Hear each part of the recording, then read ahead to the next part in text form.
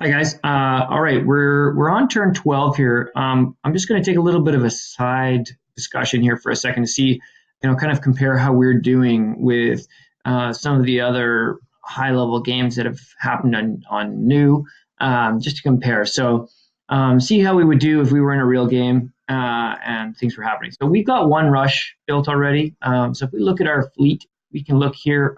We've already got 20 starships, two star bases. So if we go to our starship list, here's what we're really looking at. We've got one rush built, one Sagittarius, we've got seven Falcons, four large deeps, and a bunch of medium deeps. So we've really got probably all the freighters we need just about, though we might end up with a couple more, but this is quite a lot of freighters.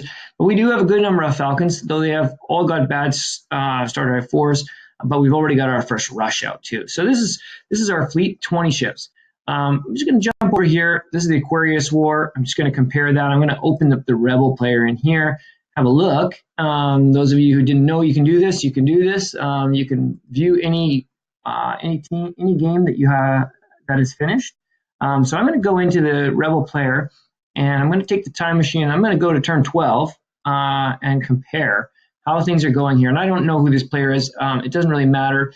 But this is a championship match, so we're going to get a sense of what's going on here. 9 starships. Okay, so clearly they haven't built a second star base. They've only got 9 ships. If we look at those 9 ships, we've got one large deep, one medium deep, 5 Falcons, a Gemini, and a Tranquility. So we can see that right now this player is far behind where we are in terms of development. Now they do have a lot of planets, 25 planets. So they've been claiming a lot of planets as they go. They've been expanding. But what's going to happen with those planets when, when they're undeveloped and enemies start coming in and grabbing them? I mean, there's nothing that's going to protect those. So I don't consider this to be a good strategy. The one good thing about it is that they know a little bit about what's going on around them, but it's not really very good. So just, I haven't even looked at this, but I'm going to jump over here and have another look. Let's take the Gemini War. Again, we've got another dead Rebel player here. Let's see. We're going to jump to the time machine and head back to turn 12. See how we're doing. And where are they? They're up here. So we got some action here, but we're going to look. Doing a little bit better. They built 2 star bases, 18 starships. So this is much better. So we can see a comparison here. They've got kind of a similar thing going on. They've got a bunch of Falcons, which I'm guessing that they built from that second star base.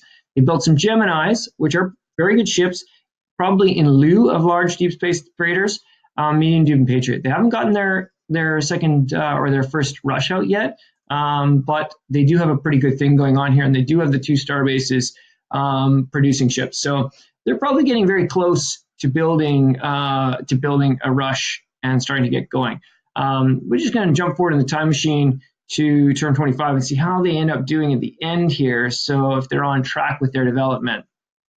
At turn 25, 31 starships. So it looks like things kind of slowed down for them here. And unfortunately, they only managed to produce 3 rushes in this game by turn 25. I'm assuming there hasn't been too many explosions of rushes at this point, so probably that's it. So you can see that while they did get off to the right start with 2 star bases, they didn't get that constant production happening from their star bases. So they didn't set up and develop their economy properly to get that production. And that's probably the end result is why they didn't win this game. So we can just see that's a comparison. Going back over to ourselves, we've got our first rush out on turn 12. More importantly, though, we've got a rush producing starbase here that has all the support around it to produce a rush every single turn, all the way to turn 25. So 14 rushes just from this one starbase. And we're not even looking at the rest of the stuff that we can do yet. And we're going to be able to do a lot more in the remaining 13 turns that we have before the ship limit. So right now, just to point out a few things, as we look at turn 12 here, I've got money coming back from my Bovinoid now, has started to produce some money. So I've got over 2,000 mega credits and some other stuff coming back via my Molybdenum World, where I'm going to be able to grab my molybdenum and head back to Centuria. For next turn, I've got 1,000 mega credits coming in. That's coming from my insectoid to build next turn. I've already queued another rush, as we pointed out. So I've got my second rush ready to come. Third rush is ready to go. The following turn, this money will arrive for the fourth rush, and I'll have enough minerals for the fifth rush. So we're really set up in a good shape here. My Sagittarius dragged a falcon down. Now, see, even this little falcon is able to travel at warp 8 back to here, and we're going to be able to use that and the money from this Bowmanoid to get the mines going on this planet so that we can start thinking about overloading and getting another starbase going down here in the south. So that's good. Now that we've kind of got some capacity here, this is where I really like to use my large deep space freighters to start like expansion into other clusters. So we get to about this stage of the game, I'm going to want to start heading out into new territory. One of the things I can think about doing, though, before I go out this way would be to drop down here and actually bring a rush with me. I like to do that, but I'm gonna likely do that with some of these other ships. The reason I'm hesitating on that a little bit is, one, I can get there quicker, and secondly, these rushes, the first couple of them, I actually want to use them as freighters. So since I've got some small gaps here that I can jump across, and again, that's a good reason to have these, I can now use the 290 cargo in this rush as a freighter to keep moving minerals. So got to remember to use those guys as well, and that gives you some boosts.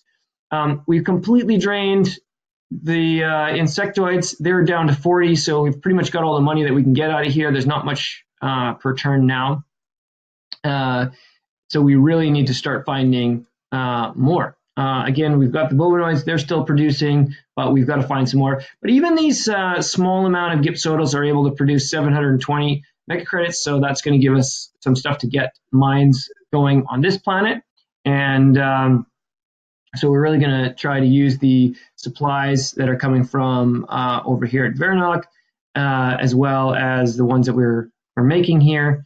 In fact, I'm going to make a small tweak here and send these supplies over as well instead of the clans. So I'm going to bring those a bit more so we can get 200 mines going here next turn, and some factories, and build the second starbase or the third starbase there. So really, we're looking at a third starbase right here, which should go up next turn, and we are looking at building a fourth starbase down here.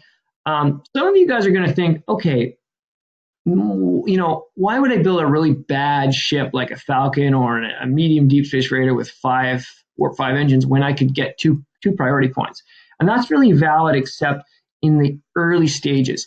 If we get closer to the ship limit in turns 23, 24, 25, then we might want to take those 2 points, because those ships are not going to actually do us any value before the limit. But early, we want every ship we can get that can do anything, any little job, because it can actually make more in that 14 turns or 15 turns from the time that it's built until the ship limit. So it can actually provide more than it takes. So it might be the difference of getting those 2 or 3 points back later by adding a fourth or a fifth or a sixth starbase before turn 25. So all that said, we've got our commands in. I'm going to end turn and see what we're looking at with turn 13.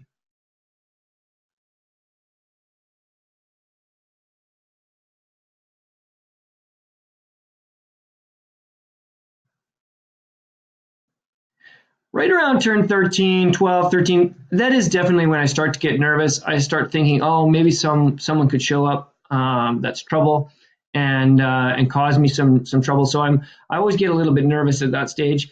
I really want to start getting some mines up. I want to start doing some of that. I am working towards that right now. I've got money coming from the insectoid back to here. I'm going to pick up everything here on Delta. I've pretty much resigned myself at the moment to selling all my supplies so I can get the most amount of money, and that money's coming home.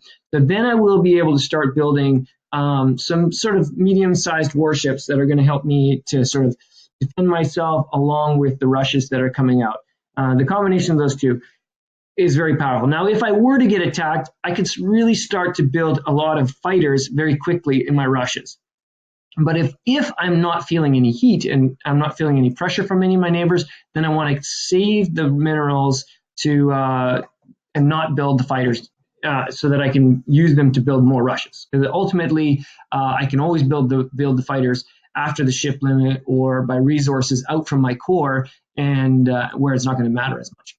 Okay, so we've expanded a little bit here. We have a nice situation here. Our medium deep space freighter has arrived at this nearby cluster. And there's some siliconoids here that are futile, and there's 6 million of them.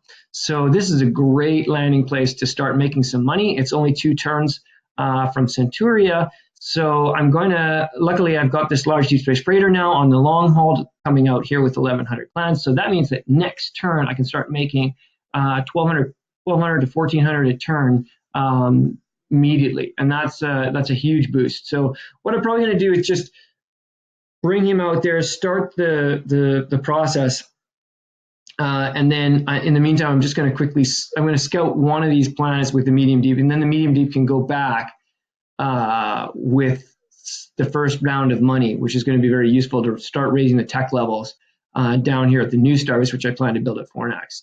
So things are starting to shape up. That's going to give us the money to get the tech levels up here so that we can start to build some things. Over here, I'm also starting to scout another planet, and I'm just continuing to supply the starbase here. And if we look, sure enough, here at Centauria, we're starting to really get a lot of minerals accumulating on the planet. We're not going to have to spend too many ships to maintain this production, because things in the area are just so great in terms of resources. So I'm going to queue up yet another rush. I'm starting to get a little bit of money. Maybe I can even think about doing plasma bolts. Yeah, I think I'm going to make that small tech upgrade and upgrade to plasma bolts for those guys. And the Warp 4 engines are pretty good. So we're off to a good start here.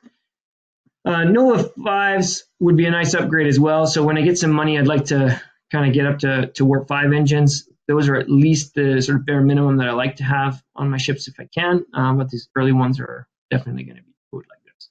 So things look great there. We're 1 turn away from starting to produce some useful ships here when this 2,500 mega credits arrives over here. And meanwhile, we've got 2,000 more mega credits coming up here to keep the rush production sustained, and some more molybdenum as well. And we might have to send a few ships back and forth across here to get the molybdenum or keep the molybdenum coming. We've got more money coming up from our bulbinide. Things are really rocking down here in this corner. So up in the north, really great here.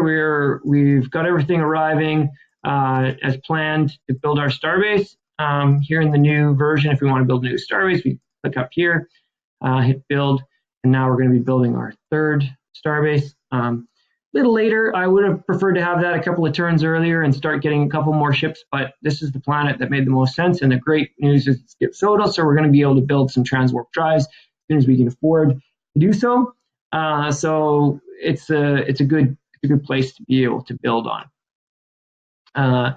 Things like Patriot might be good out of that place. Very inexpensive, useful little warship, and won't cost very much to get going. Or even more medium deeps that are transwarp are always really, really valuable. Or Falcons that are transwarp are going to be really, really valuable as well. So I can keep producing ships out of that. And finally, I found a really, really good money planet here in the north. This just happened, so I'm excited about that. I'm going to be bringing lots of clans here from Centrum. My immediate thought is I don't need so much here. I'm already need to wind back the taxing that I'm doing here, so I can take most of the clans from here.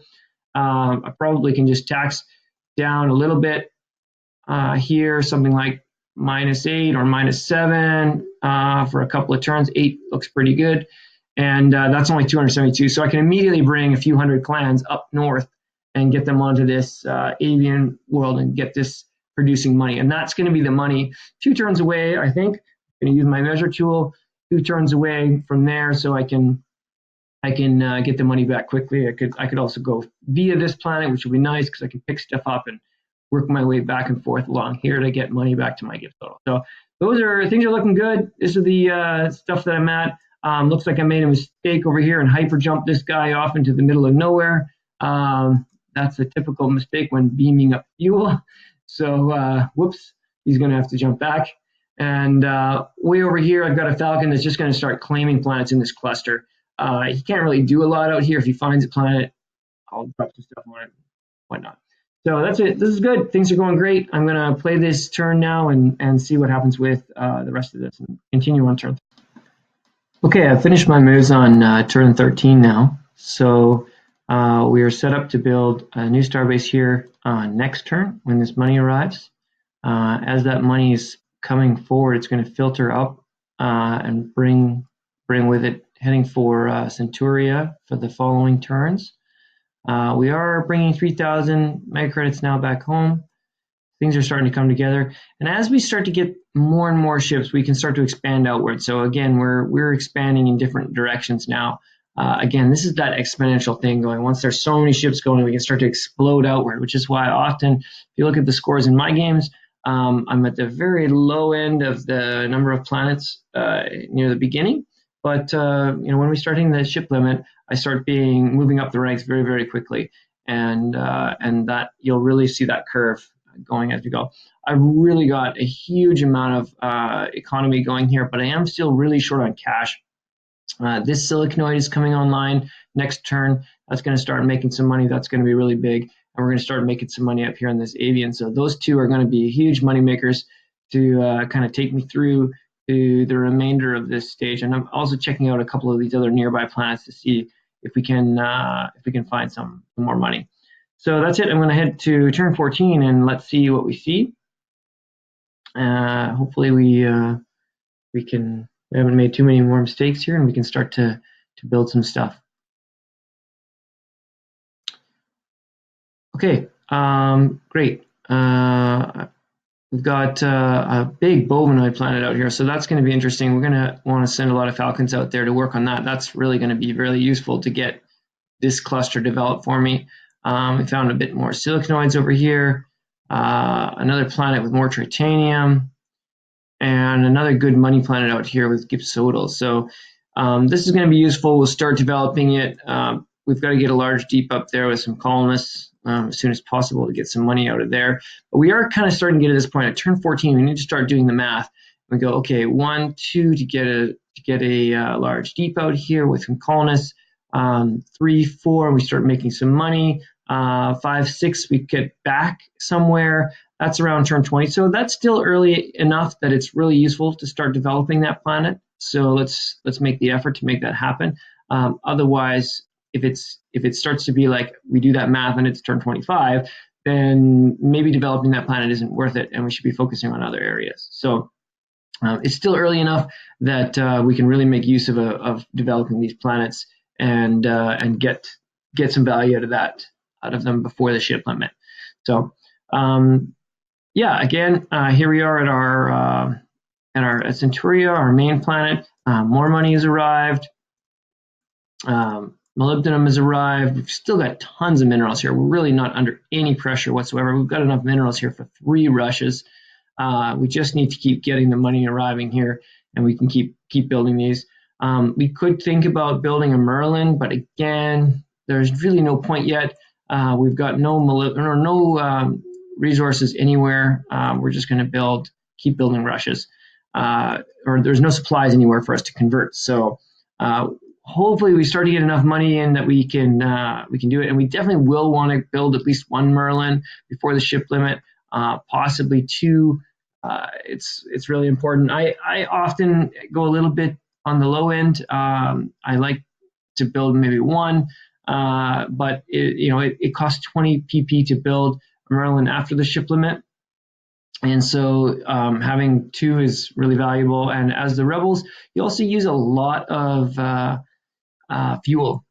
So building a refinery is also something to consider. I'm just going to focus on building rushes because that's kind of what this demo is about. So I'm just going to keep building them, and we'll focus on that. We'll build a Merlin if it's really valuable to get more. Okay, so I'm going to play this turn. We're building a Merlin there. Also, we've got the money coming back here that we brought back, and we should have just enough stuff to build a useful mine layer finally. In case, in a realistic situation, we might have trouble, but we can now raise to Tech 7 on our homeworld. I can only afford Quantum Drive 7s here. We're just don't have quite enough money, but we're going to build a Tranquility with Mark 7s and Quantum 7. So now we're in a position that we can start thinking about laying mines. And that Tranquility is a great ship for moving out colonists, tons of cargo space on it, and we can start sending colonists out to places where there's money and then laying mines kind of in preparation for any cloakers that might be arriving if we're getting that. And we're only on turn 14 here. So realistically, if you look at even lizards that are attacking, it's only around this time that you kind of expect to see them in your outer clusters starting to come into an area like this, and then you really want to start reacting to that, unless they were very determined to send a very, very early one, which just isn't that common because they've got to worry about their own economy as well. So keeping those things in mind, there's usually room to deal with. And of course, we've got lots of rushes.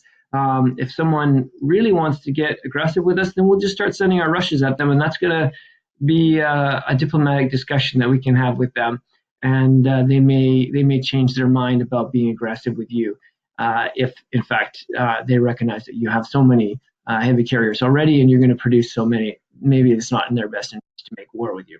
So those are, again, the benefits. We've got 2 rushes here. I'm going to play this turn now. And we built our 3rd starbase up here in the north, so this is great.